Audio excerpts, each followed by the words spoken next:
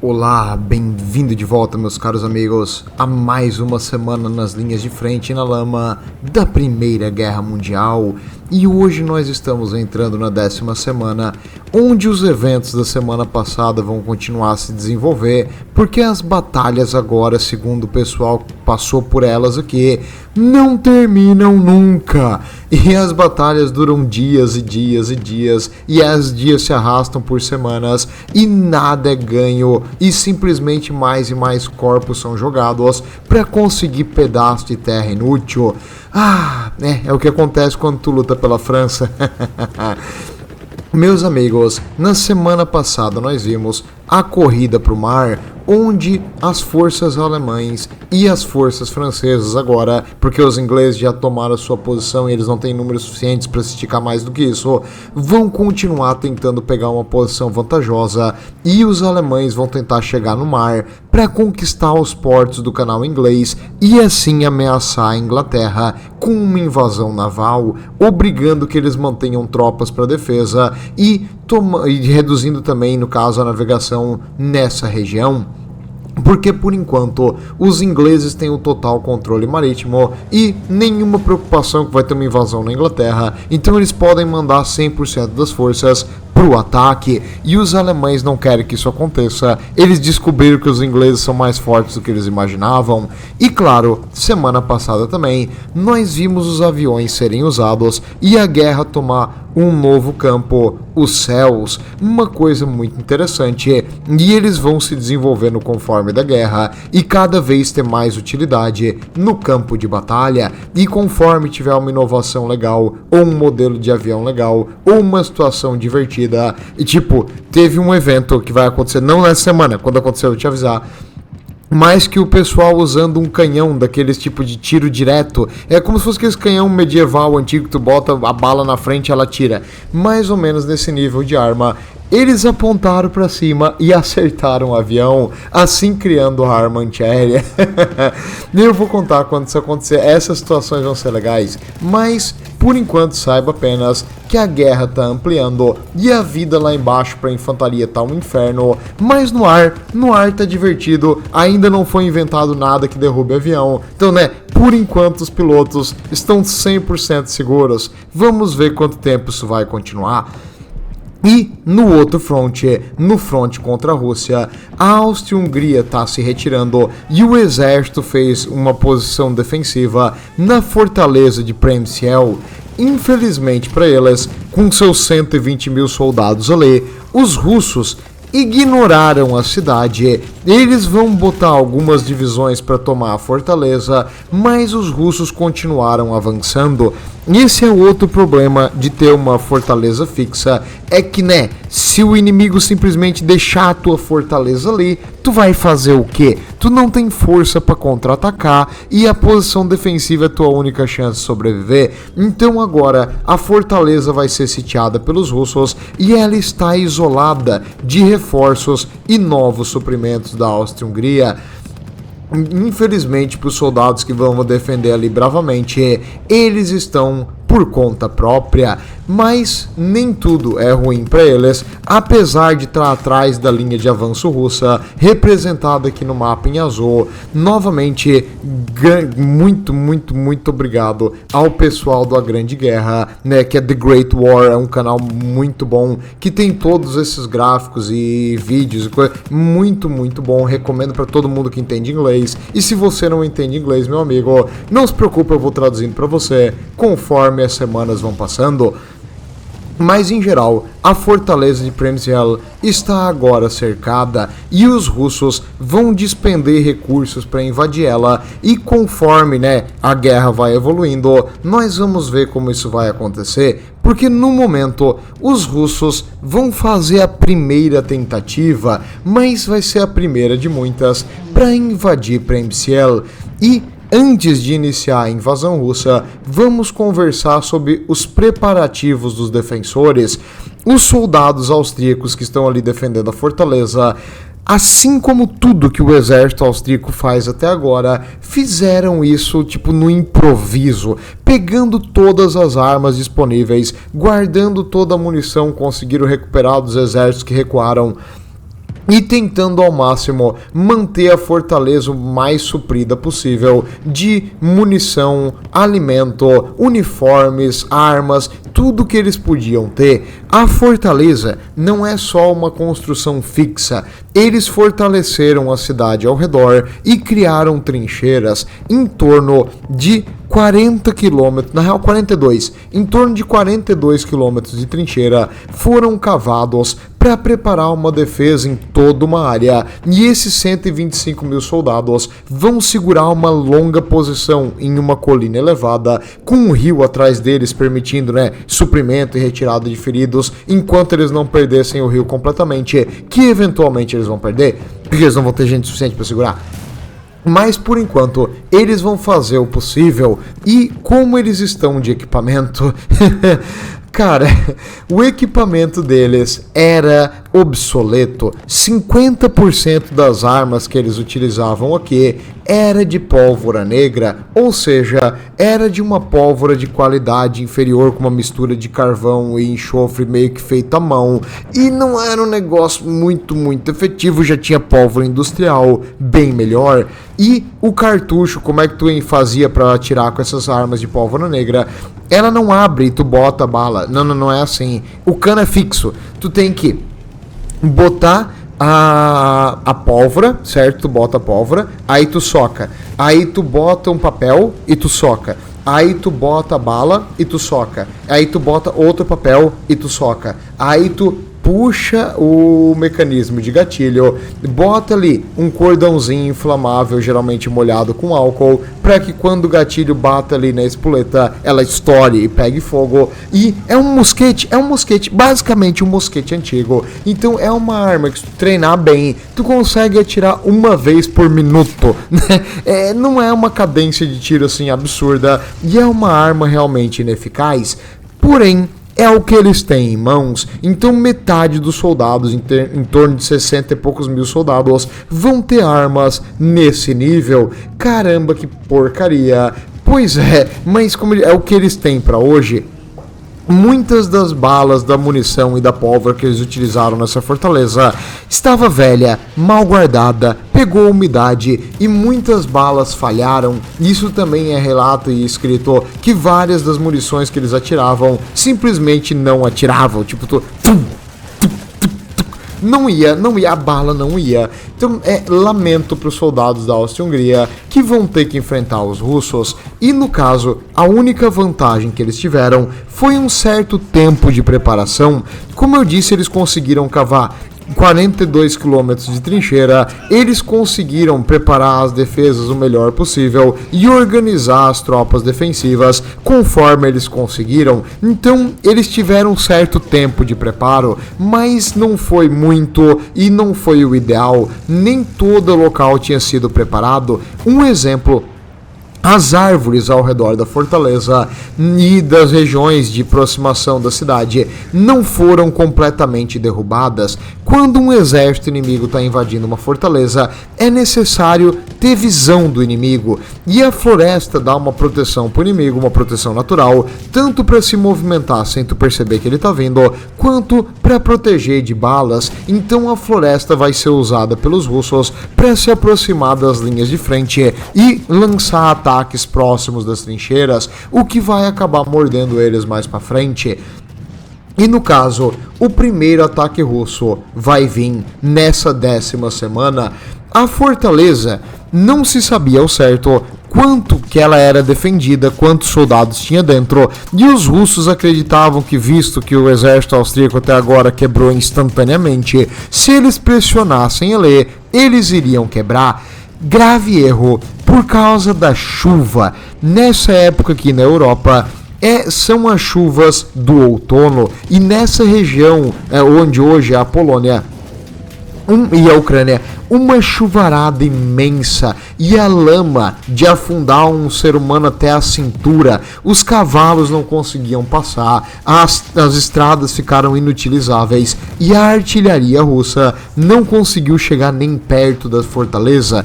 Portanto, sem apoio de artilharia, o exército, a infantaria e a cavalaria, agora desmontada, tentou um ataque contra uma posição defendida com altura, com uma boa proteção das trincheiras contra o exército austríaco. E finalmente o exército austríaco fez alguma coisa decente. Onda após onda de russo foi repelido pelos tiros dos mosquetes da artilharia dos austríacos, conseguindo eventualmente quebrar o ataque russo. Depois de horas e horas e horas de ataque e ondas de soldados mandados contra a fortaleza, 40 mil russos morreram nessa batalha. Então os austríacos tinham uma vitória, né, para dizer que nós ganhamos uma vez, não foi tipo 0. Mas infelizmente a batalha ainda estava longe de terminar. Os russos vão continuar pressionando eles, mas eles viram que tipo só a infantaria base não vai conseguir destruir isso aí, e a batalha vai ser mais longa do que eles imaginaram. Além disso, nessa semana, o general russo que controla todo esse fronte, o Nikolai Ivanov, ele decidiu que a Alemanha era o alvo principal, porque os alemães são a principal coisa que tem que tirar da guerra, e eles caindo, a Áustria e a Hungria não vai ser nada. Então ele decidiu parar um pouquinho com esses ataques aqui nessa região. Não que ele não vai continuar avançando na Áustria, ele simplesmente dividiu o exército. Metade das forças de ofensiva aqui na Áustria vão mudar a posição, e ele mandou eles cruzar o rio Vistula. O rio Vistula aqui no norte nessa época estava chovendo um monte, a lama estava por tudo nessa região, as colheitas já tinham sido feitas, então os animais, os cavalos, que eles tinham muitos cavalos, mulas e tudo que era bicho, começou a morrer de fome e exaustão, e infelizmente centenas deles começaram a marcar o terreno ao redor das estradas onde os russos passavam. Os animais estavam caindo em grande quantidade, não só os animais de carga, mas também os soldados. Muitos soldados russos aqui acabaram marchando por semanas embaixo de chuva, morrendo de doenças, de exaustão e alguns até de inanição. Eles não comiam nada por dias e acabavam desmaiando e morrendo de fome. Isso ocorreu em mais de uma ocasião, e por algumas semanas nessa removimentação e recolocação do exército russo, eles vão perder um tempão, fazer os soldados ficar exaustos, perder uma quantidade imensa de animais de carga e recursos para movimentar os exércitos nesse tempo terrível. Mas o objetivo dele era fazer um ataque contra a Alemanha, que vai estar longe de estar pronto ainda, mas ele quer acelerar o mais rápido possível. Portanto, ele reduziu um pouco a fronte contra a Áustria. Então, se tem alguma vantagem para os austríacos agora, é que eles só têm metade das divisões russas para enfrentar. São 30 ainda. Boa sorte para eles. Do outro lado, na fronte leste, nós vamos ter a Batalha de Antwerp. Antwerp é uma fortaleza e uma cidade na Bélgica. A fortaleza e a cidade, infelizmente, estão agora sem poder cavar trincheiras. Mas eu vou falar isso mais pra frente, meu amigo fã entusiasta de trincheira. Por quê? Na região da Bélgica, eu falei que eles estão sabotando, não é? Eles sabotaram também algumas barragens para inundar o terreno mais rápido e criar lama. Deu certo, criou lama, criou, e os alemães vão ter bastante dificuldade de passar essa lama. Porém, para os defensores, a lama também faz a vida deles um inferno, e isso vai dificultar um monte para eles conseguirem manter uma defesa na cidade de Antwerp. E por que essa região é importante? A fortaleza ali e o exército belga que está em Antwerp é a última posição defensiva entre essa região e o mar. Se eles perderem essa região, os alemães vão poder avançar por ali até o mar e dominar parte do canal inglês. E se o canal inglês ficar na mão dos alemães, eles vão poder usar isso aí para uma invasão da Inglaterra. Então a Inglaterra vai ter que manter uma defesa contínua e a passagem de navios vai ficar bem dificultada. Com isso, a prioridade para os ingleses era manter a Bélgica lutando o máximo possível, pelo menos mais algumas semanas, para dar tempo dos franceses estabelecer uma linha mais recuada, para caso os alemães quebrarem a lei, os franceses vão estar entre eles e o mar. Então, para os ingleses seria a prioridade manter a Bélgica lutando. E nessa semana, o Winston Churchill, não sei se você conhece ele, de uma guerra mais famosa mais pra frente, aqui tem a fotinho dele nessa guerra aqui bem jovem. Winston Churchill, o primeiro senhor do almirantado, no caso, o senhor da marinha, estava em reunião com o Lord Kitchener, o marechal de campo e líder militar do exército inglês nessa época, e o Edward Grey, o secretário do exterior, que estava fazendo a questão diplomática e civil e de suprimentos, e os três estavam conversando e eles chegaram à conclusão que a Bélgica tinha que manter a linha. O Churchill vai visitar pessoalmente e ficar 3 dias ali na linha de frente em Antwerp. Ele vai lutar na trincheira? Não, primeiro porque não tem trincheira aqui, porque tá tudo inundado, ó. Mas ele vai ficar ali conversando com os oficiais, conversando com o exército belga, cumprimentando o pessoal, dizendo: não se preocupem, camaradas, se vocês caírem, o francês vai defender o resto, ó, e a Inglaterra vai ficar segura. O sacrifício de vocês é um sacrifício que a Inglaterra está disposta a fazer. Tô brincando, ele não falou isso, porque se ele falasse, ele falaria mais ou menos assim: sacrifice, willing to do. Porque eu não entendo nada que o Churchill fala, sério, ele parece que fala com a boca fechada. Mas no caso, eles agora sabem, a liderança inglesa sabe que a prioridade é manter a Bélgica na guerra o máximo possível. E, como eu disse, infelizmente Antwerp era uma posição de uma defesa meio ruinzinha, e conforme os alemães vão pressionar ali, os belgas vão ter que defender nas ruínas da cidade. Então a população civil teve que abandonar boa parte da cidade, e tu já sabe, né? Destruição, artilharia caindo em construções civis, em escolas, hospitais, casas, não importa. Tipo, a cidade vai virar uma ruína muito triste, lamentável. Então agora eles tiveram que defender ali, porque era a única posição defensiva.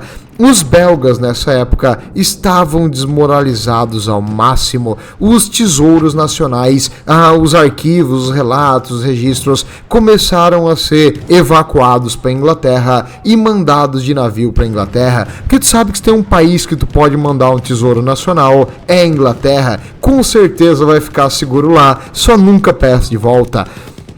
Mas no caso, eles mandaram os tesouros para lá para ficar seguros durante a invasão. E eu não posso falar só das coisas ruins, porque teve alguns atos de extrema bondade nessa guerra. E é difícil falar isso, mas tiro o meu chapéu para a França aqui. Por quê? Em todas as regiões onde a guerra estava acontecendo, foi estabelecido cozinhas de caridade, algumas pela igreja, outra pelas pessoas locais que queriam ajudar os menos afortunados, e alguns pelos governos locais, mas principalmente de instituições beneficentes. E essas cozinhas de sopa, elas faziam o quê? Prestavam alimentos e ali um local para passar as crianças e o tempo, porque as famílias agora, muitas dependiam, tipo, o pai é o que trabalhava para sustentar a família, e eles tinham, tipo, 7 filhos. Então, né, quem é que vai sustentar as crianças quando o pai tá fora de casa? Esse era um local para ajudar isso aí, e realmente foi um trabalho incrível e provavelmente salvou alguns milhares de pessoas de morrer de fome e de doenças secundárias à desnutrição. Então parabéns pro pessoal humanitário que quis ajudar as crianças que as famílias estavam sofrendo pela guerra, além dos desabrigados e as pessoas que tiveram que fugir. E aí tipo, o teu pai foi convocado para lutar e a tua família foi evacuada da Bélgica para França. Tu não tem nada ali na França, tu não tem nenhum parente, tu não tem nada. Tu pelo menos ali tu tem um local para comer e um lugar para ficar. Muito bom, essa ajuda humanitária é realmente importante nesse momento. E por que a França, eu tenho que dizer que se destacou nisso aí? Porque o governo francês, acredite, fez uma coisa boa. Eles congelaram temporariamente os aluguéis, então, não de todo mundo, claro, de quem foi pra guerra. Então assim, se tu foi convocado e tu não pode mais prover pra tua família, pelo menos a tua família não vai ser despejada e vai ter que viver na rua. Então, pelo menos se tu foi recrutado pro exército, saiba que a tua família vai ter um lugar pra ficar até a guerra acabar e você voltar pra casa, dentro ou fora de uma caixinha, vai depender muito aqui. E a França também, durante esse tempo, para que os soldados não ficassem preocupados com a condição das suas famílias em casa, fez uma pensão para os familiares dos soldados. Então, se o teu, no caso, se o teu pai, o teu marido fosse convocado para a batalha, a família recebia uma pensão, e essa pensão era mais alta do que o salário que geralmente a maioria das pessoas recebia. Então, tu era muito pobre, tava com dificuldade de achar emprego, talvez valesse a pena se inscrever no exército para pelo menos garantir que a tua família não fosse dispensada e que eles recebessem uma boa pensão enquanto tu arrisca a vida defendendo o teu país, né? Então era um jeito assim de ganhar a vida, e muitas pessoas entraram pro exército por causa de condições melhores para sua família. Tiro meu chapéu novamente para a França por fazer essa boa ação. E um representante do governo francês aqui da época falou que essas pensões para as famílias era um pequeno preço a pagar para manter a moral do exército. Então, não sei se eles fizeram isso com o intuito de realmente ajudar as pessoas, ou só recrutar mais gente. Não importa, o que importa é que é uma boa ação no final das contas. Então, nem tudo é ruim, e tem gente que fez boas ações e coisas boas para manter a vida no meio de tanta morte. Então, se você está se inscrevendo no exército, saiba que pelo menos na França a sua família tá protegida, e pelo menos eles não vão passar fome nem morrer por enquanto, né? E o que pode acontecer no futuro, se vai receber alguma coisa se tu ficar ferido na guerra, não sei, isso aí vai ter que ser avaliado mais pra frente. Então, conforme novas situações vão aparecendo, eu vou trazendo aqui pra vocês. No caso, na Inglaterra, eles estavam com um problema. Qual o problema? Bolcheviques, malditos bolcheviques, comunistas, não acredito. Na Inglaterra, os movimentos trabalhistas, no caso, as trade unions que tinha aqui na época, e as labor unions, não eram os comunistas modernos, eram outros tipos de eles eram chato, mas não eram esse nível de chato aí. As antigas trade unions seriam os sindicatos que tinha na Inglaterra antigamente. Eles representavam o quê? Eles representavam classes operárias e eles brigavam por condições de vida melhor. Nessa época era bem precárias as condições de vida no trabalho, mas já tinha melhorado muito. Por exemplo, se você fosse ferido, antigamente, quando não existia nenhuma lei trabalhista, dane-se você, a gente te substitui, tu não pode mais trabalhar, vai embora. E agora não, agora tinha pensões, compensação, e aí começou a ter essas leis. Então, por um lado, esses movimentos trabalhistas foi bom para, como eu disse, defender um ambiente de trabalho que não é escravo, né? Um ambiente de trabalho que tu tem pelo menos dignidade e tu tem a certeza que se algo acontecer contigo, tu vai, como eu disse, não vai morrer de fome e a tua família vai estar protegida se teu trabalho for insalubre ou perigoso. Claro, vai ter gente que se beneficia disso por outras razões, mas não vem ao caso aqui. O que acontece aqui na Inglaterra nessa época é que os sindicatos e, no caso, as trade unions e as labor unions fizeram acordos durante a guerra para não entrar em greve. Porém, durante o período ali da guerra, as empresas começaram a ganhar recursos imensos, e às vezes essa informação era pública, o governo fez uma compra de 40 milhões de motores, ou isso em pagamento no caso para os motores, ou em 12 milhões para a empresa tal para fazer bala ou para fazer mais metal.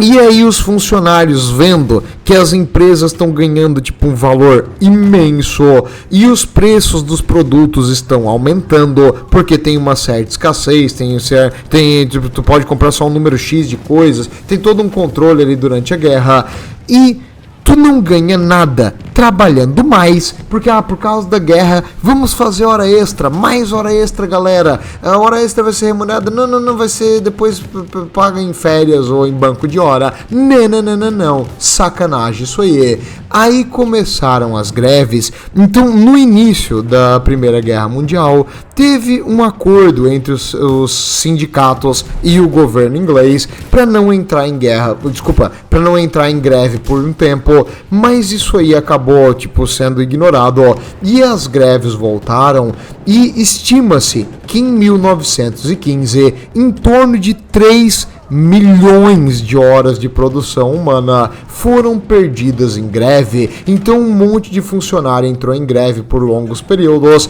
fazendo com que no fim concessões, aumentos salariais, etc., acabassem sendo feitos em acordo ali. Porque imagina, cara, tu tá trabalhando na tua empresa, não, o país precisa de você, você tem que trabalhar mais pelo Brasil ganhando menos. Tá bom, nem a pau. Então entenda isso. No caso, eu raramente dou coisa para as trade unions, porque as trade unions na Inglaterra de vez em quando fazem umas cagadas, mas aqui elas estavam certas, realmente. As indústrias tinham ganhado um dinheiro imenso do governo e as condições de vida estavam ficando mais caras e a carga de trabalho tinha aumentado e o salário estava congelado. Aí é meio que sacanagem também. Então, as empresas faziam lucros recorde nessa época aqui. Falando nisso, a guerra tá tomando uma escala industrial. Nesse período aqui na 10ª semana, tá começando a se notar isso, e é bem claro que as empresas estão ficando muito grandes e crescendo novas e ganhando um dinheiro imenso. Por quê? A guerra demandava recursos em quantidade enorme, munição, explosivos, couro para fazer os uniformes, precisava de roupas, precisava de bota, precisava de papel, caneta. Por quê? Porque na época a maior parte da população da Europa já era letrada, já sabia ler e escrever, então o pessoal era alfabetizado. E eles mandavam cartas para casa o dia inteiro. Para te ter uma ideia, por dia na Alemanha, só na Alemanha, 3 milhões de cartas eram enviadas para os soldados, então a quantidade de correio era imenso, e nessa época tinha que ter uma certa censura. Por quê? Porque os soldados não podiam passar informações tipo, meu batalhão inteiro morreu, todo mundo morreu, a guerra é horrível. Não, essa tua carta não vai chegar em casa, tu não pode falar esse tipo de coisa, porque aí ninguém mais vai se inscrever no exército. A gente tem que ter certeza que os trouxas, a população esteja pronta para lutar pelo seu país. Então começou a ter uma certa censura, porque motivos óbvios. Eu vou falar um pouco disso depois também, conforme vier mais ao caso, mas aqui na questão industrial, a indústria de madeira, a indústria de papel, as fazendas de gado, incluindo na Inglaterra, o Kitchener, ali o marechal do exército, ele deu a ordem para que 10 mil bodes fossem fornecidos mensalmente. Por quê? Porque eles tinham vários soldados indianos e os soldados indianos só comiam carne de bode, então era necessário manter a dieta deles com proteína. Então ele deu a ordem para comprar carne de bode. Então as fazendas começaram a ampliar um monte e o pessoal fazia o possível para manter a produção industrial num nível imenso para suprir a demanda dos exércitos em guerra. Motores, aviões, veículos, carros, caminhões, cavalos, tudo estava com uma demanda alta. Então se você era um produtor de alguma coisa que podia vender para o exército, você iria ficar rico. E se você não era, agora é sua chance de ser. Várias fábricas começaram a ser montadas ou ampliadas para suprir essa demanda. E essa enorme produção industrial focada para a guerra com certeza não vai dar nenhum problema mais para frente. Isso não vai causar nenhuma grande depressão depois que essas fábricas imensas perderem o gigantesco incentivo governamental para sustentar os exércitos. Então, só vantagem, stonks, e vai crescer para sempre. Investe. Mas é interessante ver como as economias dos países começaram a mudar de uma economia civil para agora uma economia focada em suprir o exército. O que valia a pena era tu suprir as demandas militares. Agora, fugindo um pouco da Europa e dos frontes, porque essa semana, basicamente as batalhas da semana passada vão continuar e a chuva vai atrapalhar a movimentação dos exércitos, então nenhum gigantesco avanço vai ocorrer, a não ser pelos russos ali contra a fortaleza austríaca. Nenhuma coisa assim muito significativa ocorreu na Europa nesse ponto. Já na Namíbia, nessa região na época, não era chamada de Namíbia, era uma colônia alemã, e essa colônia alemã, ela era guarnecida por 1.700 soldados, a grande maioria deles nativos treinados, e o general que comandava esses soldados era o Joachim Friedrich von Heydebrecht. O Joachim Friedrich von Heydebrecht era um maldito gênio. O cara tinha noção de tática militar num nível absurdo e ele conhecia o terreno como se fosse a palma da sua mão. Durante essa época, a África do Sul, uma colônia inglesa, estava em guerra contra eles e os soldados da África do Sul vão invadir a colônia alemã dessa região. Eu vou chamar de Namíbia, que é mais fácil, mas eles vão invadir pelo sul. E por que essa colônia é importante? Essa colônia é principalmente importante porque ela é a mais lucrativa das colônias alemãs. Ela produz diamantes e cobre, então ela tem umas indústrias mineradoras extrativistas muito financeiramente viáveis, e para a Alemanha seria ideal manter o dinheiro entrando enquanto eles estão gastando uma fortuna nessa gigantesca guerra, e os ingleses querem cortar as fontes de lucro alemão para eventualmente quebrar o país. E aí, o que ocorreu? Ocorreu a Batalha de Sanfontaine. Os soldados da África do Sul invadiram a região da colônia alemã. Conforme eles avançavam para o interior, os alemães, no caso, os alemães não, os nativos e os comandantes alemães fizeram um shenanigan. Algumas emboscadas botaram as forças da África do Sul em posição defensiva, apenas para eles se verem totalmente isolados. As linhas de telefone tinham sido sabotadas e elas foram cortadas, e quando eles estavam ali isolados, eles perceberam que as tropas inimigas, no caso os africanos do sul, perceberam que as tropas lideradas pelos alemães cercaram eles em vários pontos, acabando então por optar a se render quando a comida, a água começou a ficar em condições precárias. E depois da batalha, várias escamurras aqui e ali, mas nada assim tipo uma luta total, os alemães prenderam em torno de 3.400 soldados da África do Sul e seus comandantes. Então, depois da batalha, o que aconteceu?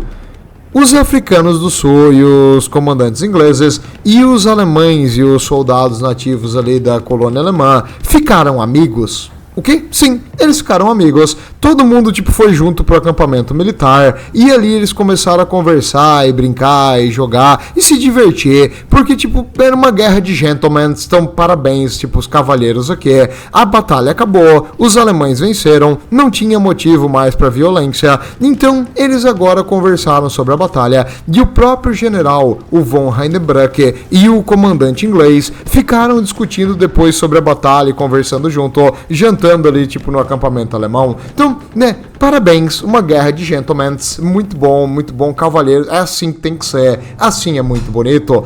E Em 1915, os alemães vão acabar tendo que se render aqui e a colônia vai ser tomada, mas em 1914 eles tiveram várias e várias vitórias e acabaram obrigando a Inglaterra a manter muitos soldados para tentar ocupar essa colônia e acabar com essa ameaça alemã perto da colônia inglesa. Então, uma coisa a mais, quanto mais você sabe, e a guerra tá ficando mundial, claro, num nível de violência aqui nessa região infinitamente menor do que está acontecendo lá na Europa, mas a guerra veio para o sul da África também. Vejo vocês na próxima, meus amigos, e lembrem-se, se é para ter uma guerra, que seja assim, que seja uma guerra de cavalheiros, que você perceba a hora de parar e sejam honrados na vitória e não humilhem seus adversários, e sim, todos fiquem amigos. Tudo de bom e vejo vocês na próxima semana.